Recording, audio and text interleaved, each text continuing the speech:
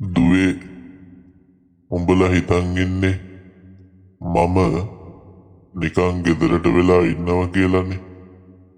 මම මේ දවස්වල රෑතිස්සේ කරන්නේ ඉන්ටර්නැෂනල් ඔන්ලයින් බිස්නස් එකක්.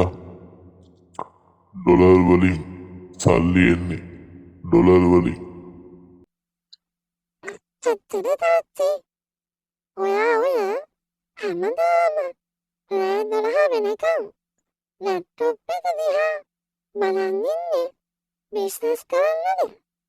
මට නම් පේන්නේ ඔයා කාත් එක්ක හරි හොරෙන් චැට් කරනවා වගේ. පිස්සුද කෙල්ලේ, මම මේ කරන්නේ ලෝක වටේ ඉන්න ලොකු ක්ලයන්ස්ලා එක්ක කතා කරන්නේ. මගේ බිස්නස් රහස් උඹලට තේරෙන්නේ නෑ. මට බාධා නොකර ඵලයන් යන්න දුවේ. ඉන්නකෝ. අද මම තාත්තගේ හොර බිස්නස් එක ගන්නවා සුවර්.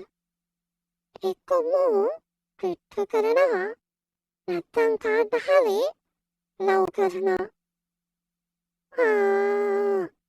ඕකද තාත්තේ ඔයාගේ ඉන්ටර්නැෂනල් බිස්නස් එක? අනේ දුවේ කෑ ගහන්න එපා. අම්මට කියන්න එපා. මම මේකේ ඉන්න ඇමරිකාවේ එකෙක්ව මරන්න ප්ලෑන් කළේ ඒකයි. ඉන්ටර්නැෂනල් කිව්වේ. නෑතිස්සේ පොඩුම් වගේ ගේම් ගන්නවා. හිටපංකෝ මම අම්මට කියන්න. බිස්නස් නෙවෙයි අද රෑ තාත්තට හම්බෙන්නේ හෙඩි ගැලවෙන්න.